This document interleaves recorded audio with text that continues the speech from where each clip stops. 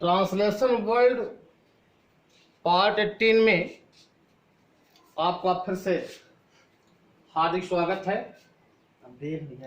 आज हम आपको ट्रांसलेशन वर्ल्ड में इंपरेटिव सेंटेंस पार्ट 1 पढ़ाने जा रहा हूं। आए देखें,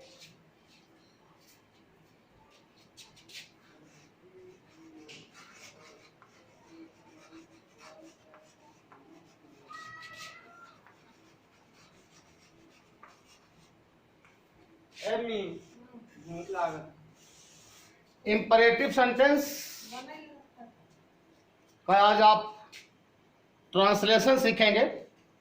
इंपरेटिव सेंटेंस की हिंदी होती है आज्ञा सूचक वाक्य।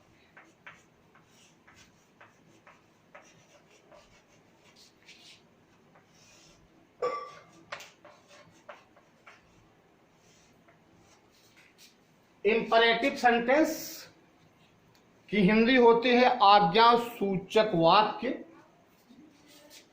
बच्चे ध्यान देंगे, इसमें तीन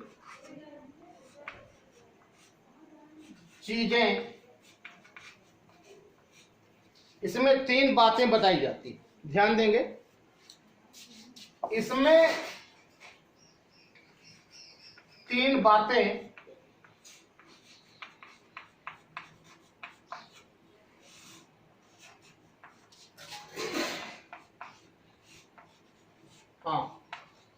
इसमें तीन बातें बताई जाती हैं, अर्थात इंपरेटिव सेंटेंस में तीन बातें बताई जाती हैं। पहला है आज्ञा, जिसको हम इंग्लिश में ऑर्डर कहते हैं,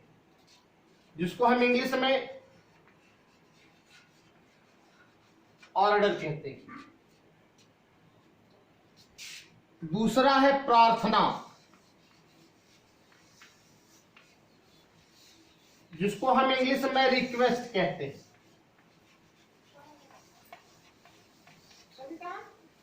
तीसरा है सलाह, जिसको हम इंग्लिश में एडवाइस कहते हैं। तो आज हम आपको इंपरेटिव सेंटेंस का ट्रांसलेशन सिखा रहे हैं और आपको ये बता रहे हैं कि इंपरेटिव सेंटेंस से हम तीन बातें सीखते हैं, या इंपरेटिव सेंटेंस में तीन बातें बताई जाती हैं। पहला है आज्ञा, जिसको हम इंग्लिश में ऑर्डर कहते हैं। दूसरा है प्रार्थना, जिसको हम रिक्वेस्ट कहते हैं। और तीसरा है सलाह, जिसको हम इंग्लिश में एडवाइस कहते हैं। तो आइए हम आपको यह बताने जा रहे हैं कि इंपरेटिव सेंटेंस की पहचान क्या है, इंपरेटिव सेंटेंस की आइडेंटिफिकेशन क्या है, इसके विषय में हम बताने जा रहे हैं। अभी आपको बताया कि इसमें तीन बातें बताई जाती हैं, आज्ञा, प्रार्थना और सलाह। देखें, हम आपको पहचान बताने जा रहे हैं। जिस हिंदी वाक्य के अंत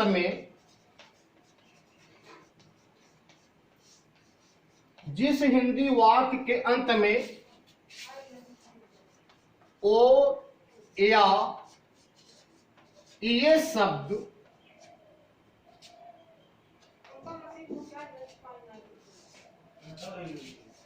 आवाज नहीं, ये शब्द आ जाए तो जिस हिंदी वाक्य के अंत में ओ या ये शब्द आ जाए तो वह वाक्य इंपरेटिव सेंटेंस का माना जाता है। आवाज न करें बच्चे। इंपरेटिव सेंटेंस का माना जाता है। देखें, मैंने पहचान लिखा है, इंपरेटिव सेंटेंस की पहचान लिखा है कि जिस हिंदी वाक्य के अंत में ओ या ये शब्द आ जाए, जिस हिंदी वाक्य के अंत में ओ या ये शब्द आ जाए तो वह वाक्य इंपरेटिव सेंटेंस का माना जाता है। यह हिंदी पहचान है। इसी पहचान से हम इंपरेटिव सेंटेंस को पकड़ लेंगे। तो आइए हम आपको समझाते हैं, ध्यान दें। जैसे उदाहरण दिया मैंने, जैसे दरवाजा खोलो। दूसरा उदाहरण, अध्ययन कीजिए, अध्ययन कीजिए। तो जिस हिंदी वाक्य के अंत में ओ या ये शब्द आ जाए तो वह वाक्य इंपरेटिव सेंटेंस का माना जाता है। जैसे दरवाजा खोलो, तो यहां बोलने से ओ शब्द आ रहा है, खोलो, तो यहां ओ शब्द आया, खोलो, तो हम ये समझ गए कि ये लिखे गए वाक्य दरवाजा खोलो और अध्ययन कीजिए, कीजिए में ये शब्द आ रहा है, तो दरवाजा खोलो और अध्ययन कीजिए, ये दोनों वाक्य इंपरेटिव सेंटेंस के हैं। तो हम आपको फिर से लेके चलते हैं। इंपरेटिव सेंटेंस की हिंदी होती है आज्ञा सूचक वाक्य। इसमें तीन बातें बताई जाती हैं। आज्ञा, जिसको हम इंग्लिश में ऑर्डर कहते हैं, प्रार्थना, जिसको हम रिक्वेस्ट कहते हैं, सलाह, जिसको हम एडवाइस कहते हैं। अब हम इंपरेटिव सेंटेंस की पहचान बताया कि आप कैसे पहचानेंगे। तो जिस हिंदी वाक्य के अंत में ओ या ये शब्द आ जाए तो वह वाक्य इंपरेटिव सेंटेंस का माना जाता है। जैसे दरवाजा खोलो, खोलो में ओ आया है, अध्ययन कीजिए और कीजिए में ये शब्द आया है, तो हम ये समझ गए दोनों वाक्य इंपरेटिव सेंटेंस के हैं। तो हम ये आशा रखते हैं, ये उम्मीद करेंगे कि आपको इंपरेटिव सेंटेंस की पहचान समझ में आई। और जो इस चैनल के लिए नए होंगे उनसे मेरा आग्रह है कि चैनल को सब्सक्राइब, लाइक और शेयर करेंगे। आए हम आपको आगे लेके चलते हैं।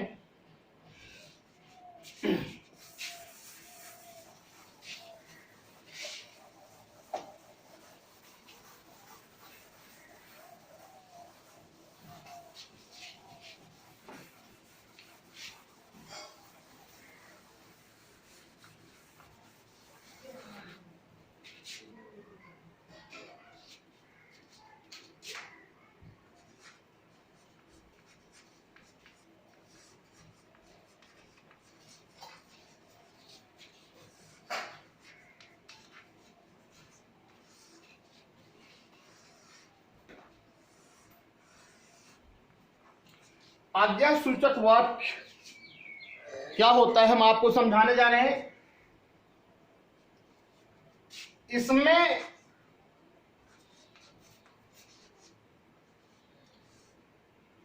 छोटे स्तर के व्यक्तियों के लिए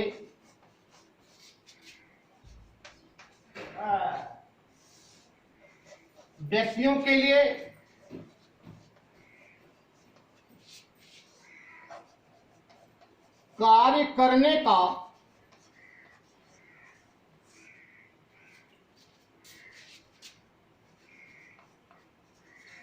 आदेश दिया जाता है।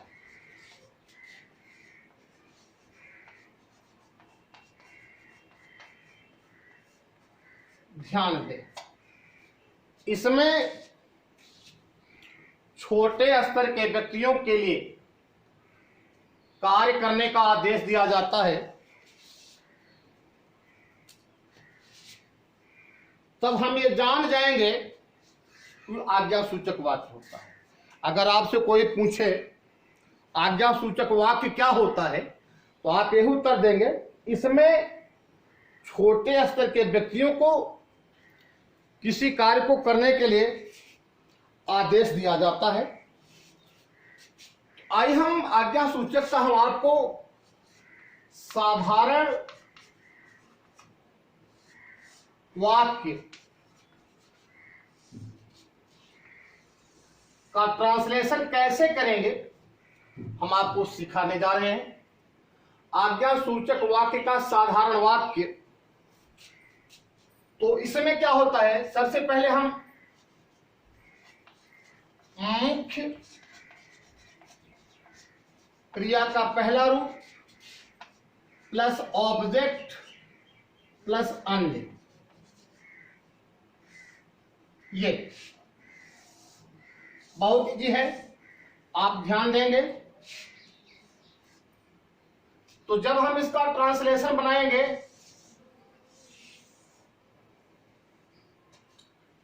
तो आज्ञा सूचक के साधारण वाक्य का जब हम ट्रांसलेशन बनाएंगे तो फार्मूला यह है कि पहले हम मुख्य क्रिया का फर्स्ट फॉर्म लिखेंगे, प्लस ऑब्जेक्ट लिखेंगे, प्लस अन्य लिखेंगे, तो हमारा ट्रांसलेशन बनकर रेडी हो जाएगा। जैसे उदाहरण समझाते हैं, जैसे मुझे एक प्याला चाय लाओ, मुझे एक प्याला चाय लाओ। जैसे नियमित अध्ययन करो। तो साधारण वाक्य का ट्रांसलेशन कैसे करेंगे, सबसे पहले हम मुख्य क्रिया का फर्स्ट फॉर्म लिखेंगे, प्लस ऑब्जेक्ट लिखेंगे, प्लस अन्य लिखेंगे। जैसे मुझे एक प्याला चाय लाओ, बच्चे ध्यान देंगे, तो मुझे एक प्याला चाय लाओ, तो पहले हम मुख्य क्रिया लिखेंगे, तो लाना हमारी क्या है, मुख्य क्रिया है, ये हमारा ये वर्ब हो गया। अब उसके बाद हम ऑब्जेक्ट लिखेंगे, ऑब्जेक्ट हमारा क्या इसमें मुझे हो गया, और एक प्याला चाय ये क्या हो गया आपका अन्य हो गया, ये आपका अदर हो गया। बहुत इजी है, आइए हम आपको समझाते हैं कि पहले हम कैसे बनाएंगे। मुझे एक प्याला चाय लाओ, यहां फार्मूला बन के रेडी है। सबसे पहले हम मुख्य क्रिया का फर्स्ट फॉर्म लिखेंगे, तो मुख्य क्रिया इसमें क्या है, लाना, तो लाने की अंग्रेजी क्या होती है, ब्रिंग। तो अब आराम से लिखा मैंने,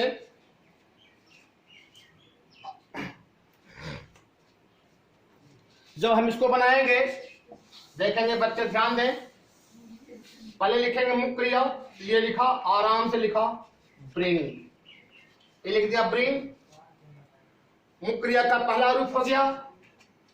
अब ऑब्जेक्ट लिखते हैं, ऑब्जेक्ट आपका क्या है, मुझे ये, तो ब्रिंग मी हो गया। अब हो गया मुझे लाओ, क्या बचा, एक प्याला चाय, ये हो जाएगा अ कप ऑफ टी। आपका ट्रांसलेशन बन के रेडी हुआ, bring me A cup of T.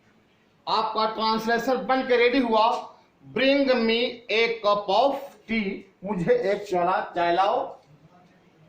तो अगला है नियमित अध्ययन करें, तो सबसे पहले हम मुख्य क्रिया का फर्स्ट वेस लेंगे। इसमें मुख्य क्रिया क्या है, अध्ययन करना, तो अध्ययन करने की अंग्रेजी होती है स्टडी। अब हम बनाएंगे स्टडी, और कुछ नहीं है, अध्ययन करो की अंग्रेजी हो गई स्टडी। अब क्या बचा है नियमित, हम बनाएंगे रेगुलरली, REGULARLY। और इंपरेटिव सेंटेंस में खास बात इसमें यह होता है, इसमें कर्ता हमेशा, इसमें लड़के, इसमें कर्ता हमेशा इसमें कर्ता हमेशा युक्त छिपा होता है, इसमें कर्ता हमेशा युक्त छिपा होता है। फिर से हम आपको एक बार समझा रहे हैं, आज्ञा सूचक वाक्य, इसमें छोटे स्तर के व्यक्तियों के लिए कार्य करने का आदेश दिया जाता है।